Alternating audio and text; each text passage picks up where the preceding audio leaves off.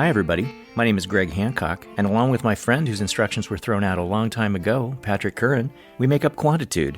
We're a podcast dedicated to all things quantitative, ranging from the relevant to the completely irrelevant. In this episode, we talk about the frequent gap between research questions and methods, and ways to think about reengineering your variables, your parameters, or your entire model to help get what you want.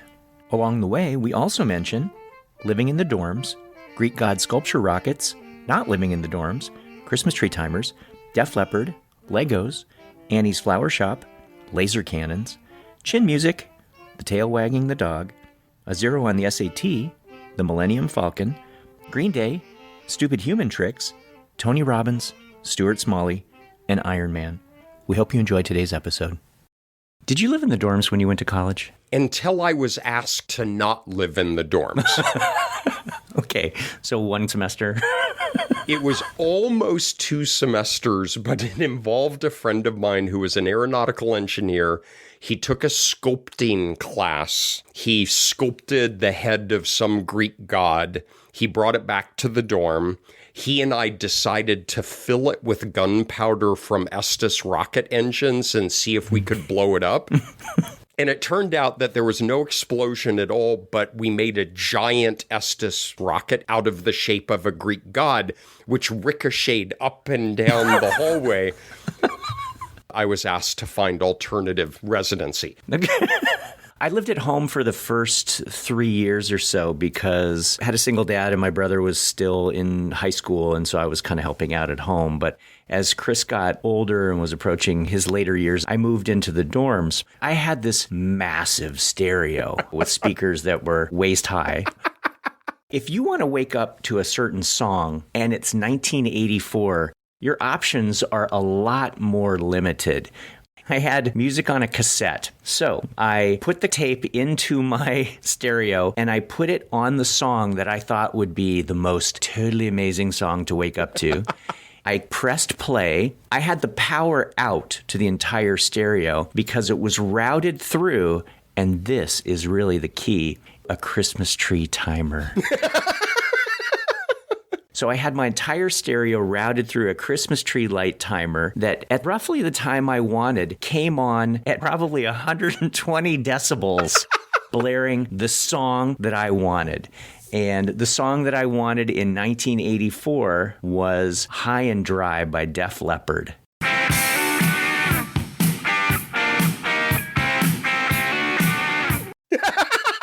But the irony of the whole thing was that when a Christmas tree timer goes off, it makes such an insanely loud click that every morning I woke up to this click, and then the song came on like 8 seconds later. I was going to wake up to a particular song. It just took a matter of putting the pieces together so that I could do that. In contrast, I simply slept through my class. But that was basically the college version of me, because when I was a kid, my dad gave me complete open access to his workshop. Son, you're 6 years old now. I think it's time that you use the bandsaw. So I just love building all kinds of things. So my brother has 2 wonderful daughters, and for longtime listeners, his daughters are Jane and Maggie, and they were the Quantitude community players that read the Semnet messages as part of a holiday episode a couple of years ago. Hi, Les. This is so incredibly ridiculous, and it has been for years. This nonsense must come to an end at some point. Best, Carl. They are addicted to Legos. Mm-hmm. When you and I came up through the ranks, you just got a box of Legos. Hey, kids, look, Lego is here. Well, now you get a box of Legos that build something with instructions, and you damn well better put them together the way that the instructions tell you to, or else you won't get the thing that's on the front of the box. Right. Now, what I like about what my brother and daughters have done, they must have thousands and thousands of Lego pieces. They unsnapped them all, and they made a giant pile in the middle of the side room. Awesome. And they'll say, hey, who wants to Lego? They use it as a verb. And the three of them put on music, lay on the floor around this giant pile of Legos. And they build whatever their heart desires. There are no instructions. Somebody will shout out, I need a 3-post, or I need a short corner, or I need a long corner. And they have this whole obtuse language about what each of the pieces are. Right. I was part of this when I visited a while ago, and I thought, oh my God, this is quantitative methodology. It is quantitative methodology. Even now, when you get the kits, you start off when you're little, might have 20 pieces, 30 pieces, and there's a picture on the box, and you open it up and you get instructions. Maybe the next set that you have has 100 pieces and you build something else. And the next set, right, eventually you work your way up to the Millennium Falcon or Hogwarts Diagon Alley. But what do? You put them together and then you just look at them? No, you get this giant pile. I love that image of your family. The creativity is some of the stuff that his daughters make. The ones I like are a little bit more subtle, where there's like Annie's flower shop, but there's a laser cannon on top. Those I love. I don't want to overdo an analogy, but following the instructions with the Legos that you get is kind of like your regression class. Yeah. Here's one predictor. Here's two predictors. We can do this, and then we do this, and then we do this. And one of the big things that you should do in taking regression is get to a point where you understand what are the strengths of regression, what are the limitations of regression. Oh, I see this. It's the unique effect of this predictor above and beyond all other predictors, but that's not what my theory says. So you take a class in structural equation modeling and move on. You're building the things that are in the instructions when you get your Lego kit. And I think that's insanely important to learn how to do. And there's also a satisfaction of holding the thing afterwards and saying, here's what I made. Yep. But at some point you say, where am I going to put this laser cannon? You said that you don't want to torture an analogy. Dude, the whole episode is going to torture an analogy with laser cannons. But this is exactly what happens, right? You get all of these boxes of Legos, and you can imagine them sitting on the shelf, assembled or back in their original boxes. You know, we learn a t-test, and we learn correlation and simple regression, and maybe you learn a traditional analysis of variance. Maybe you move into regression or the general linear model. But each of these things that you learn is like a kit, right? And they sit up there in the box, and the idea of you getting acquainted with these kits, at least as it seems to start, is that as you develop your own research question, you will go over to the shelf with all of your Lego kits, and you will reach up there and you will pull the thing off that suits your particular research question. Problem is, it doesn't always fit your research question, right? And then you get into the tail wags the dog. Yes. What that means is the kit that you need for your question doesn't exist. So you're going to pick one that's on the shelf that you conclude is closest to what you need, but you may actually start modifying your theoretical question and your research hypotheses in order to fit that kit, because you can't do what you really want. And so your selection of a statistical model is actually dictating your research hypotheses instead of your research hypotheses dictating your statistical model. I can't tell you how many times I've heard somebody say, I can't really get at that question with this method, so I'm just going to focus on the other questions because I can really get at that here. And there's a part of me that is just so sad to hear those words, because I don't want you to say, I have to build Annie's flower shop and only Annie's flower shop. I want to hear someone say, damn it, I need a laser cannon up on the corner there. And what are we going to do to regression? Or what are we going to do with all of the pieces that we have at our disposal to be able to get that laser cannon on top of Annie's flower shop? The thing that worries me even a little bit more is when you take the box off that exists and you're testing your hypotheses in a way that aren't actually being tested, and you're interpreting results in a way that is not consistent with what the intro, the method results, and the discussion all put together. And I think that's very common as well. You have a Barron and Kenny bolted together test of mediation, and then your discussion talks about an upward spiral of increasing negative affectivity. Those are not the same. You have this story arc, and it starts with your introduction, and then by God, your brain already has some version of a conclusion that you're hoping for. And you need that middle part. You need the whole methodological section, the results section, all of that to rise to make that arc legitimate. And I hate it when there's this falling down in the middle. It makes the conclusions in the end tenuous at best, when it didn't necessarily have to be, when there might have been some clever way to re-engineer that middle part. You go up to your shelf and you've got two separate boxes. And you say, well, I want part of this from this box, and I want part of this from this box, because Annie's Flower Shop needs a laser cannon. You put them together, but then you say, oh, this laser cannon is awesome. I want to tell other people how to build this themselves. And oh my God, that's a psych methods paper. Right? That's exactly it. I think you just described most of our career. Well, maybe we can start small with this idea as a theme, right? Maybe with some of the earliest models that we learned and how we can think about them in terms of this idea of Legos or in terms of moving the pieces around to get what you want. All right, let's be selfish. You've got Annie's Flower Shop, but you don't have a laser cannon to protect it. And Annie needs a laser cannon. Clearly. You have the kit for the Millennium Falcon that has a whole lot of laser cannons, because we've only been talking about one laser cannon for Annie's Flower Shop. My niece Maggie actually had it bristling with laser cannons. What about maybe some photon torpedoes from the USS Enterprise? Pew, pew, pew, pew, pew. Sorry. What we want to do is to say, all right, I learned how to use the Legos. I learned how to build the thing that's in the picture. And now I want to start manipulating that toward my own end. So the point is, how can we manipulate what we have in order to get what we need? That, I think, should be the arc. Okay, so if we think about it maybe in terms of what the parts are we have on the table to be able to move around, what should we start off with? I was on the back deck last night. Fall has come in full force to North Carolina, and it was absolutely beautiful. And I had my clipboard and my fountain pen. What year is this? I own $25,000 in computers, and I have my clipboard and fountain pen. And the first thing I put down is, let's start easy.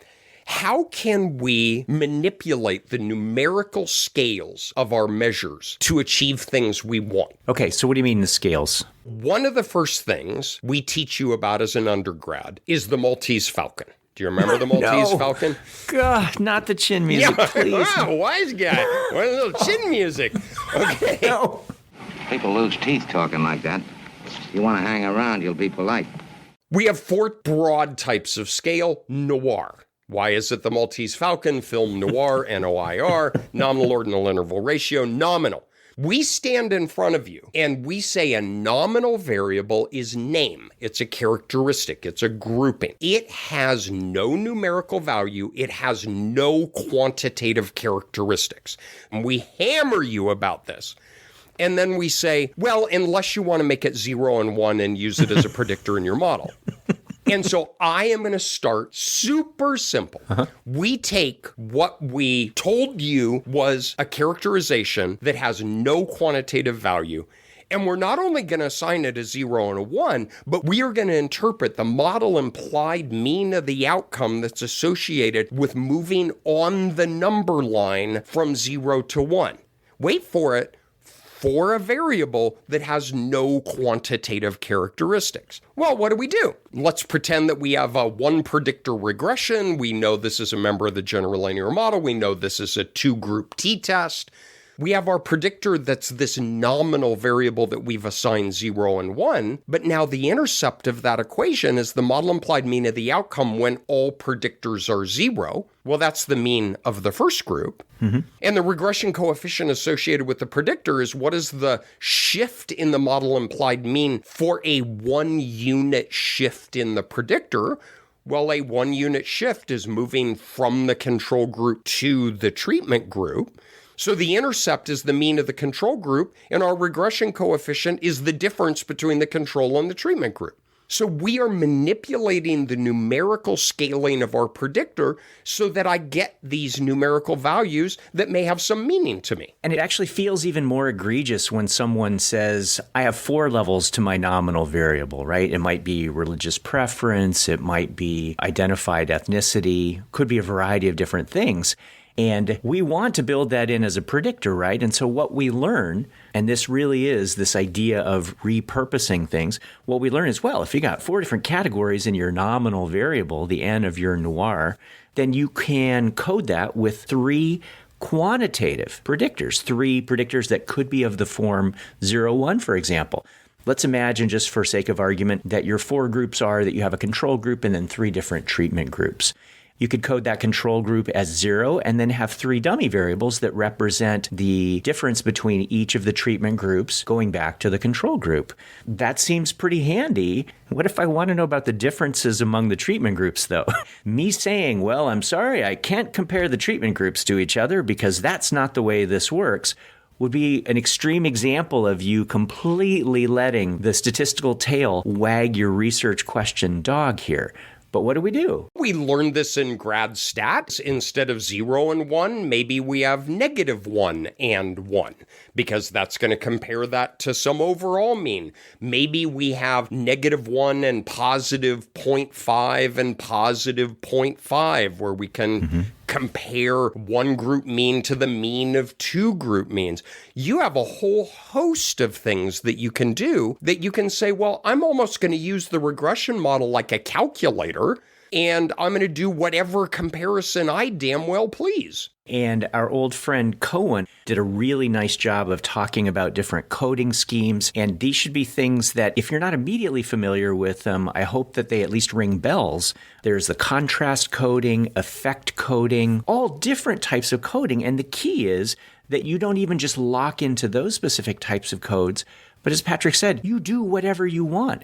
Imagine it's the case in the example that I just gave you that the control group was a complete lack of any dosage of something, but the 3 treatment groups were all variations in dosage. Well, you could do contrasts that represent trends associated with the increase in dosage. As long as you understand that you can manipulate these weights in any way, as long as it subscribes to certain rules, you can ask any question you want. One of the things that we sort of take for granted, even in a quantitative predictor, is the scale that the good Lord has given that particular variable. That variable comes with whatever metric it has. That variable comes with whatever 0 point it has. And you know what? Frankly, those things don't always make sense to you. And one of the ones that I would home in on for this particular point is the 0 value for a number of variables that we have is a completely meaningless thing. If I have your SAT score, what does it mean to have a 0 amount of SAT? But you literally cannot earn a 0 on the SAT score. As long as you sign your name, try a problem, congratulations, you got a 200. But when we put that variable as it stands into a regression model, the intercept is like a throwaway parameter for the most part, right? It's just the constant as we get in most of the output. But what if we would like that to represent something meaningful? I sure as heck don't care about the value of an outcome that someone would have given a 0 SAT score. The thing is, you can center that predictor however you want. You could make a score of 200 be the 0 by centering that variable around 200, subtracting 200 from every score.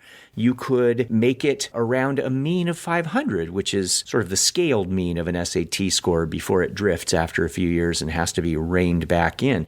You could pick any point that you want.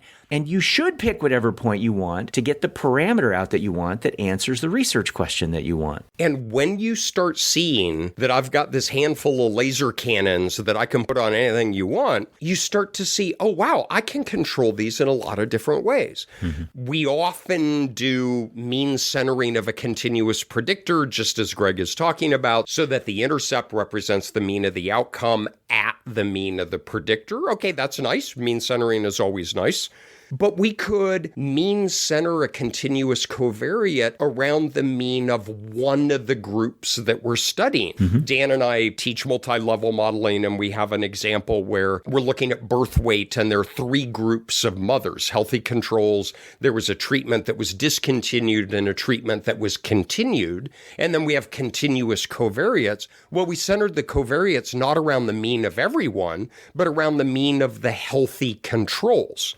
So that the 0 represents what is the mean for the healthy controls. And then we can compare the other groups. You can do that. You can move to standardizing. A neat thing in the SEM is we can get a thing called a partially standardized solution. A usual standardized solution is all predictors and all outcomes are standardized. So a 1 standard deviation unit in your predictor is associated with a gamma standard deviation change in your dependent variable. That's fine if you have continuous on both sides, but what if your predictor is a group variable? Well, what is a standard deviation change in moving from control to treatment? Well, the regression model doesn't allow in its native state where you standardize the dependent variable, but you don't standardize the predictor. Well, you can do that manually. Is you can standardize your Y before the regression, regress the standardized Y on your raw binary predictor, and then you have your partially standardized solution. I have been in a meeting where somebody said, well, regression doesn't allow you to do a partially standardized solution. Just change the scaling. You can do anything you want. And you should do anything that you want, right? Make the method match the question. Don't make the question match the method. And so everything we've described so far has been manipulations around a single variable, but we have systems of variables, right? We have multiple predictors. What are some fun things that we can do to help loosen up the rules when it comes to multiple variables simultaneously? Well, let's say we have X1, X2, and X3 predicting Y, all right? That's a main effect model. The regression coefficient for X2 is the unique relation between X2 and Y above and beyond the effects of X1 and X3. That's great if that's your question. What if your question is, what is the relation between X2 and Y as a function of X1? Does the magnitude of X2 to Y depend upon where you are in X1? That's an interaction. How do we manipulate the model to get to it? We do this sleight of hand that we've done for 50 or 60 years. You multiply X1 and X2 together outside of the regression model. You bring in that product as a new predictor, and that represents the conditional relation. That's going to allow us to model the interaction between X1 and X2. Yep. But that's the next thing of the laser cannon. Well, let's combine our variables in ways that allow us to do what we want to. And what you just described, which, like you said, is something we've been doing for 50 or 60 years, very, very clever. When we look at it now, in hindsight, we go, oh, yeah, well, it's kind of obvious. But it wasn't kind of obvious originally. And now imagine that you're sitting in a meeting with someone and the person says, yes, I really want to get at this kind of moderation or interaction between these two. But this product actually is a very specific type of moderation where the relation of one of your predictors with your outcome changes linearly as a function of the other variable. What if after some soul searching you say, I am interested in moderation, but you know what? I think that the slope of that initial predictor is going to get steeper for a while as the other variable increases, but then I think it's going to kind of slow down. I don't think it's just going to keep ratcheting up overall, as a product would say. One option is for you to say, well, I guess the product term is about as good as I can get, so I'll use that for moderation. But you know what? I don't just want a laser cannon. I want a pink laser cannon that shoots out rainbow-colored unicorns. Well, what are we going to do? You can build in a different type of moderation. I don't have to just do a product of X2 with X1. I could do a product of X2 squared with X1 or the log of X2 with X1. What is it about X2 that you think governs the particular nature of the moderation that you have operating? That is what you should be building in. That's a testable hypothesis that there's some slowing of those increases. Well, square it, bring it in as a squared variable. You've got your pink laser cannon. Nope. Really? I'm sorry, you expressed surprise? Really? Okay, so cluster 1, we mess around with the numerical values. Cluster 2, we combine variables in a way that are meaningful to us. We take products, we take powers, we take products of powers, we do whatever we want. So we're back out on the back deck last night. Cluster 3. However you scaled your predictors and however you combined your predictors in a way that's of use to you, you estimate your model, and now you have parameter estimates. We have regression coefficients, we have covariances, we have residual variances. Now let's talk about combining those in a way that's of use to us. Ooh. Not the variables. Right. They're over in the corner. They got a Coors Light. Frost brewed Coors Light, the world's most refreshing beer. Their work is done, and the model has given you parameter estimates and standard errors. Talk to me about fun things we can do with those. Parameter estimates are just such a playground. I think one of the problems with the way we usually look at the instructions that come with these kinds of models is that we try to answer complex questions one parameter at a time. And a very obvious example of this that people should be familiar with is mediation, right? So we have some hypothesis that X has an influence on Y and Y has an influence on Z, and we're really interested in the mediating value of Y to the point of wanting to understand the magnitude of the indirect effect that X has on Z through Y. Well, a way that requires us only to use the instructions that we would be given is to look at, well, what's the link between X and Y? Okay, that's a part of the story. What's the link between Y and Z? Okay, that's part of the story.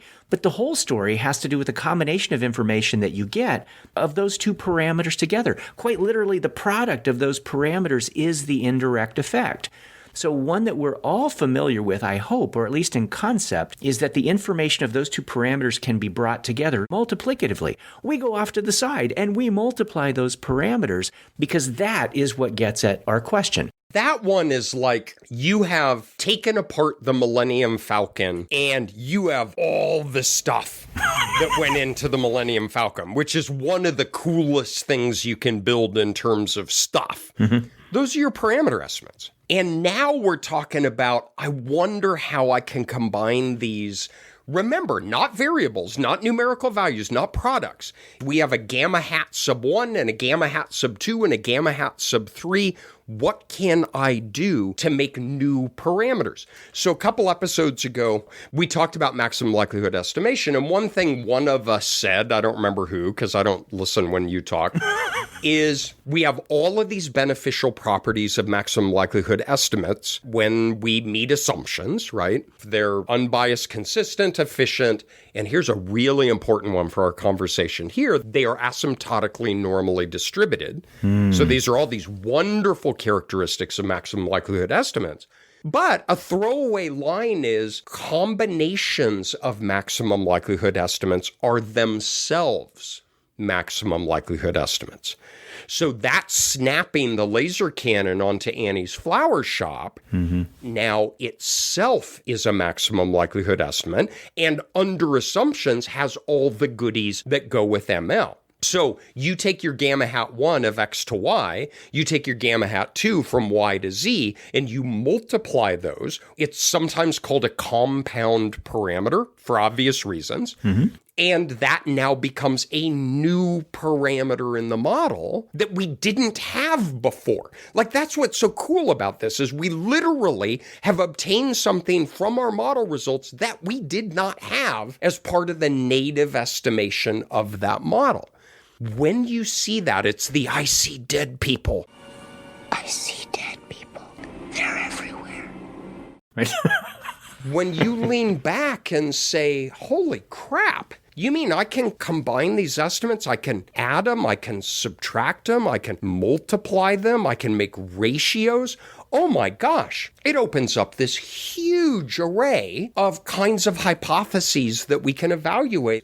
Is the difference between two parameters 0? Right? A super simple question, We can ask, is the value of one parameter the same as the mean of two other parameters? A lot of us have tested interactions and then done simple intercepts and simple slopes.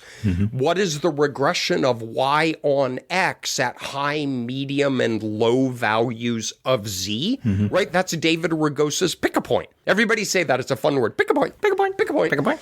Here is the regression of y on x, a standard deviation above z, at the mean of z, and a standard deviation below z.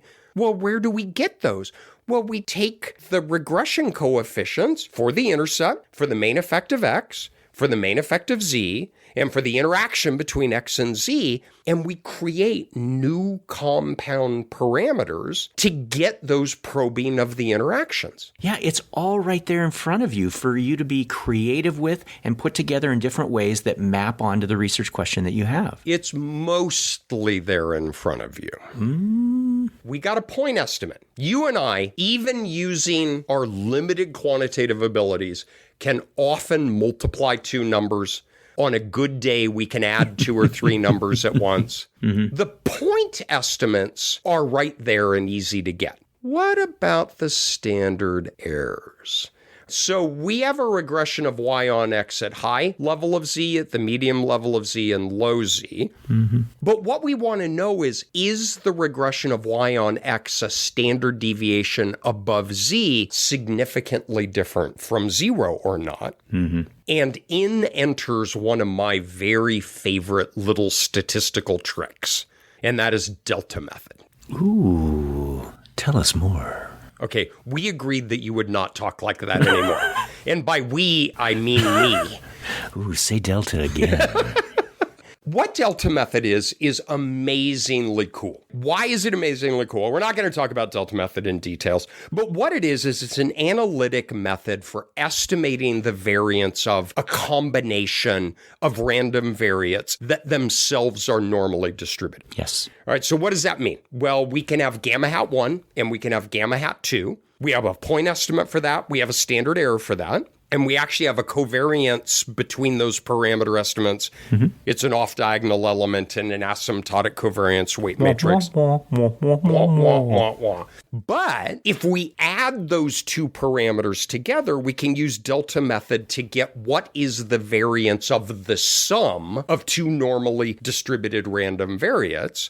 Well, we have this differentiable function with an infinite number of sums, which we call a Taylor series.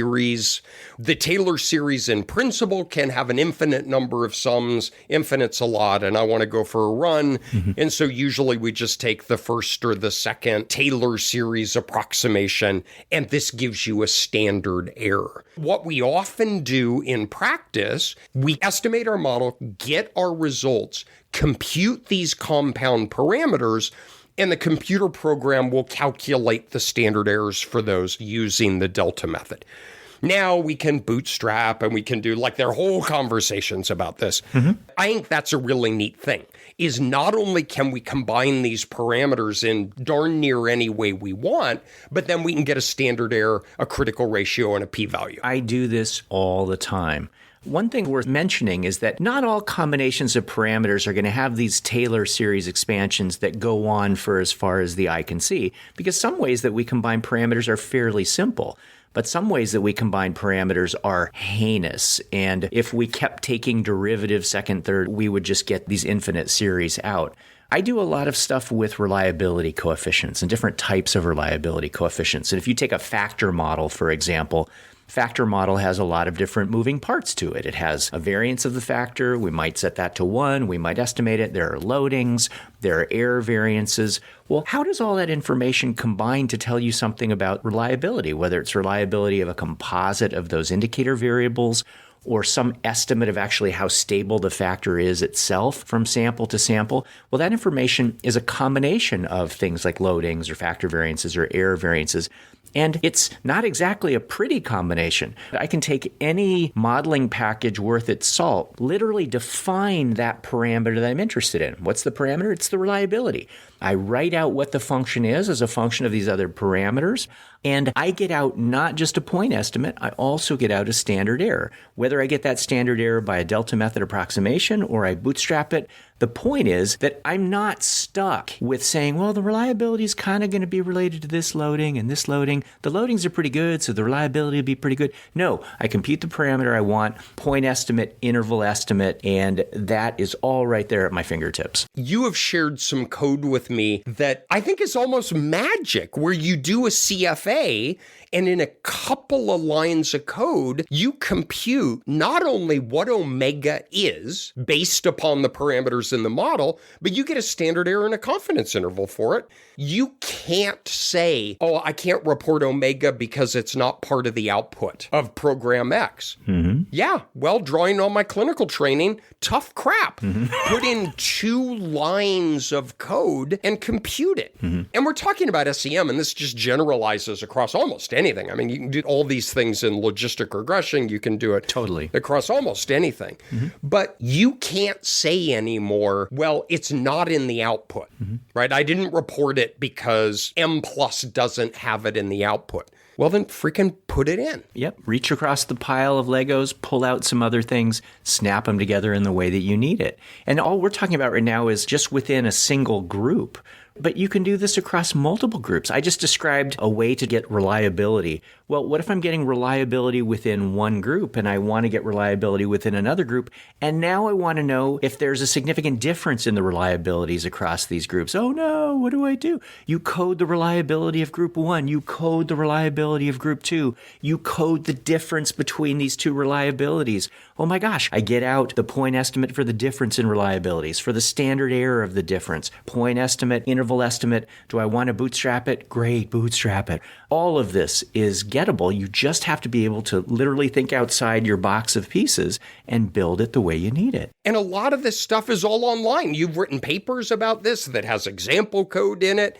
This is not a silly, where you could write a Python script nested within R that pulls in OpenMX that you can then take to... it's like at that point, I don't care about the question anymore. It's like, yeah, forget it. It was not that important. This is, you define a new parameter in the model, you write the equation for what that is very straightforward, and then you get the standard error for that. This stuff is within reach of everybody who's doing this kind of work. One of the questions I get a lot when someone is in my office and they say, well, I kind of need to do this. And my reaction is, oh, we just need to build that. And then we go through and figure out how to build whatever we want. One of the questions I get frequently is there a citation for that? Or can you give me a paper where someone has done that? My answer is usually, I have no idea, because I no longer think that way, right? I no longer think in terms of this set of things that are up on the shelf. I think in terms of just building whatever we want. I don't know if you handle that in a particular way, but I don't have an answer anymore for, is there a paper for that? Because to me, you don't need a paper for that to be able to build whatever you want. Which was a line that I wrote in my review of your Psychometrica article 20 years ago, which is, I admittedly cannot identify a citation that has done this work, but then again, I never felt the need for one. Right? Is we don't have to justify some of this stuff because it just is. Yeah. Here's omega, this is the estimate, here is my model, and I am going to calculate it. And again, this is not a how-to discussion. This is think about all the parts of the Legos in front of you and how would you combine them. Mm-hmm. It's so empowering. If there's something you want and you don't have it, then get a Coors Light, turn on Greenday, go out in the garage and freaking build it. Exactly. Do you have the time to listen to me whine? Somehow in all of this, you defined clusters of things. Cluster 1 was single variables. Cluster 2 was multiple variables. Cluster 3 is systems of parameters that we can push and pull. Am I getting that right so far? You were listening to me. Oh, it's so sweet. All right, so then there has to be a cluster 4 following all of that. And to me, if I may, cluster 4 is just from the ground up reparameterizing a particular modeling framework. So first of all, you and I work in this structural equation modeling world a lot, and I will say that structural equation modeling really is all about reparameterizing, taking this one thing and putting patterns of constraints on it to get something else out. So if you think about a collection of variables, they have variances, covariances, they also have means. If you look at those and you say, where are the factor loadings in that? Or where is the mediation in that? And the answer is it's nowhere, right? It's not anywhere until you impose a pattern of constraints on the variances, covariances, and even means to tease out those things that you want. So all of the things that you and I do really are about reparameterizing. It's just that we have so abstracted the way we think about things. We draw a path model, and that means a system of constraints. We draw a factor model, and that means a system of constraints. But each one of those really is this, I think, fairly brilliant reparameterization of what is at its fundamental core just a bunch of variances and covariances and means. All of that said, I still think there should be an award for the most brilliant reparameterization, reconfiguring, taking into the garage, pulling the door down, resanding. And do you have any idea who I think that award should go to? Oh, you embarrass me. Go ahead. I have no idea. Well, if I tell you the name Bill Meredith. No, it's the latent curve model, Meredith and TSEC. It is the most creative contribution, I think, since Spearman. Just unbelievable. And again, this is one of those things that in hindsight, we look at it and we go, oh, yeah, that's the way we do it. But the idea of literally taking the values of time, whether it's hours or days or years or whatever, and hard coding that into a confirmatory factor model to emulate a growth process, to me is just like crazy thinking. Fantastic. You're not going to let me bring time in as a predictor into the SEM? Okay, I am going to take what you treated as a random variable, right? Think about a multi-level model. Yeah. Time is a predictor that is a column in your data file, and you are regressing the outcome on the predictor and obtaining fixed effects and random effects that are associated with that. And he said, I don't need your stinking predictor. I'm going to take those values, I'm going to affix them in a factor loading matrix. Funny story, I'm going to get exactly what you get. Not kinda, not the same discussion, not the same general conclusion. 16 decimals out, I'm going to get exactly what you get, but now we live inside the SEM. Oh, and the things that we can do within this framework are phenomenal. You and I had a whole episode, I think, that involved some therapy with Dr. Michelle, where we talked a bit about some of the relative merits of the different approaches to being able to get at growth. But your shortcomings notwithstanding, the thing about this framework... Asshole. I statements, Patrick? I think you're an asshole. There you go. So once we have growth modeling, we already know that there are things that we can do within that framework that we almost take for granted now, right? So if we say, oh, I don't necessarily want to have the initial time point as my frame of reference. I would like to have the last time point as my frame of reference, or I would like to have some middle time point as my frame of reference. That's reparameterizing the model.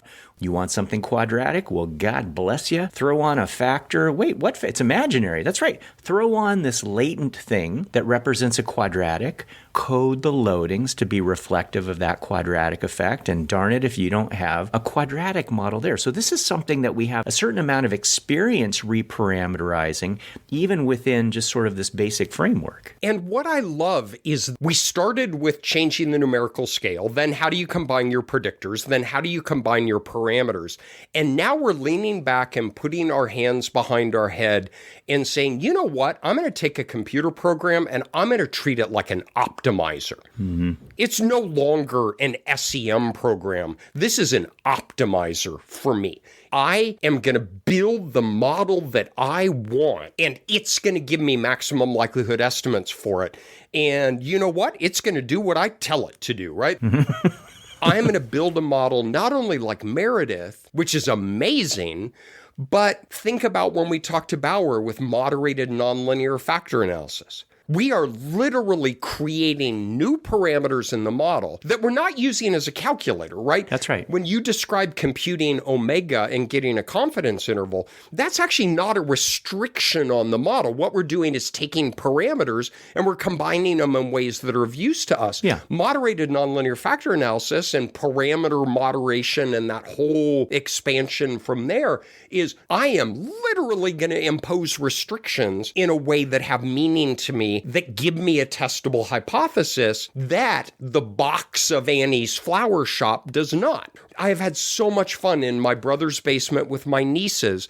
I'm not exaggerating. The pile of Legos is 5 feet across. We put on music and lay on the carpet and we just talk and we build these things. This final cluster of stuff is, you know what? Annie's flower shop doesn't even exist. You start with a single piece and you build that any darn way you please. We can operate within an existing framework, right? We can talk about clever ways to build things within a factor framework or clever ways to build things within a mediation and moderation framework. We can talk about clever ways to build things within a growth framework, or we can say exactly what you're talking about, and that is just, all the pieces are out there in front of me. What do I want to build today?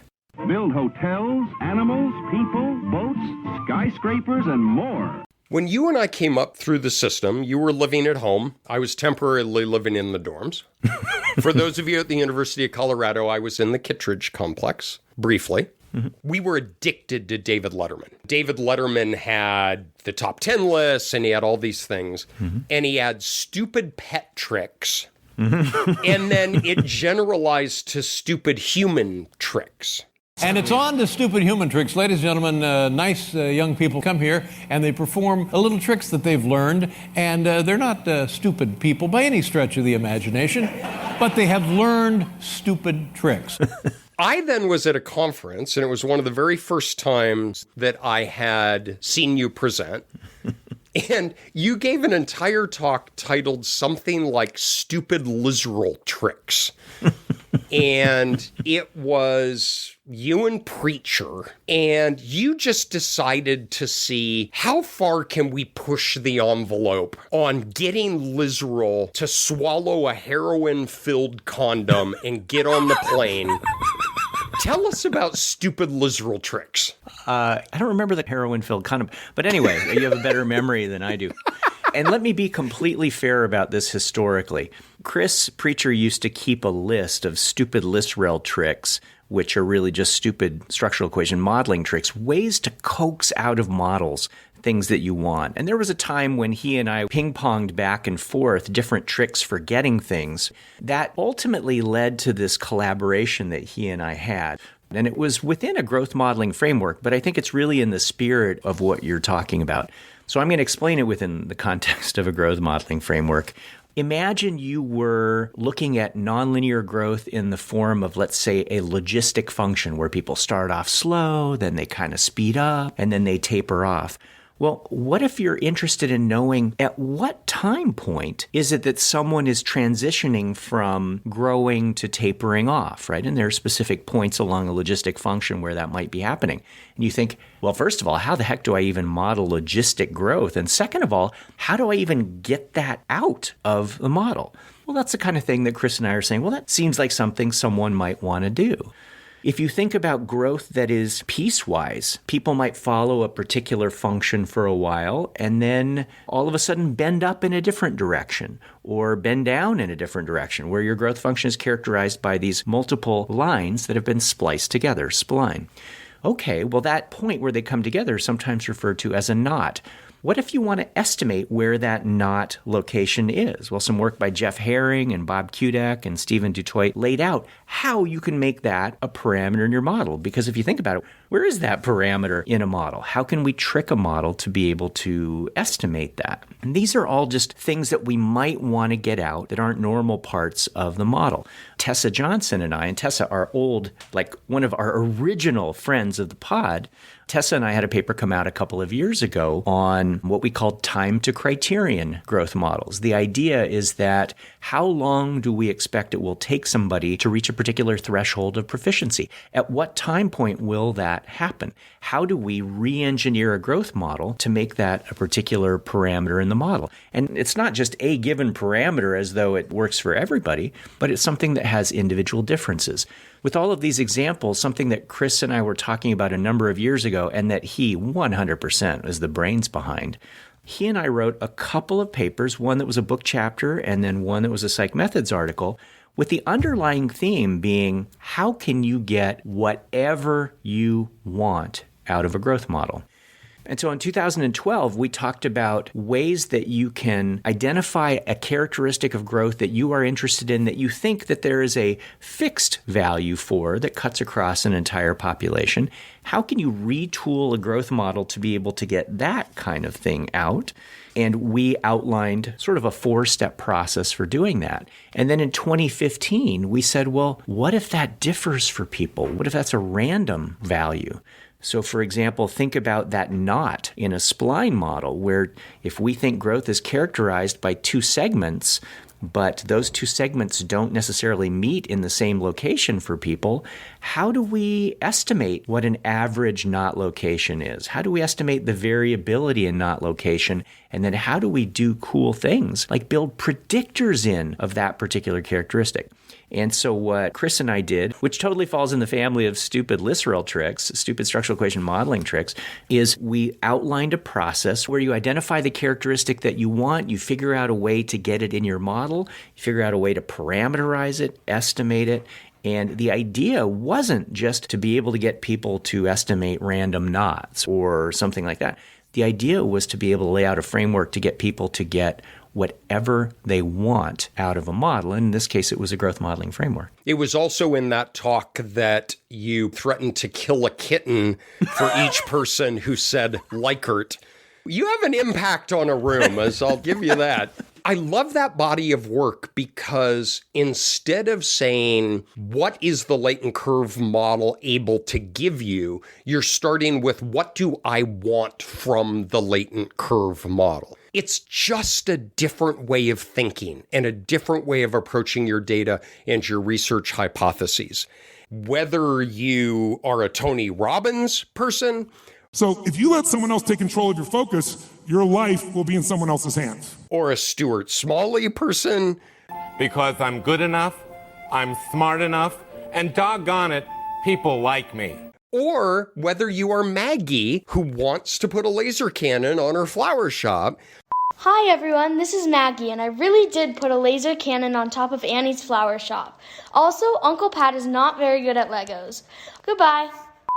All of those are saying, this is not testing my hypothesis in the ways that I'd like, and so I'm going to build it myself. And if we have a rare point to any of our conversations, this really is an empowerment one of think about the question that you want to empirically evaluate and then modify, whether it be your variables, your parameters, or the very model itself to get what you want. So as we're wrapping up here, if your Christmas timer is going to go off and start playing your 8-track tape. It was a cassette. It wasn't an 8-track. Give us a song to go out on. What would inspire you? The pressure. I don't know. First I was afraid. I was petrified. Okay, I did not ask you to sing it. Don't stop believing. Okay, folks, we so appreciate your time. Oh, I know.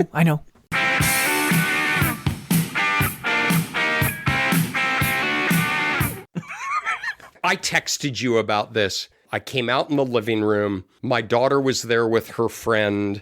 They were doing a crossword puzzle on the floor, listening to my old albums. And they had Steely Dan. They had Yes. Ooh. And there was the original Black Sabbath. Oh. I am going to go out on Black Sabbath Iron Man. Awesome. Thank you, everybody. We will talk to you next week. Take care.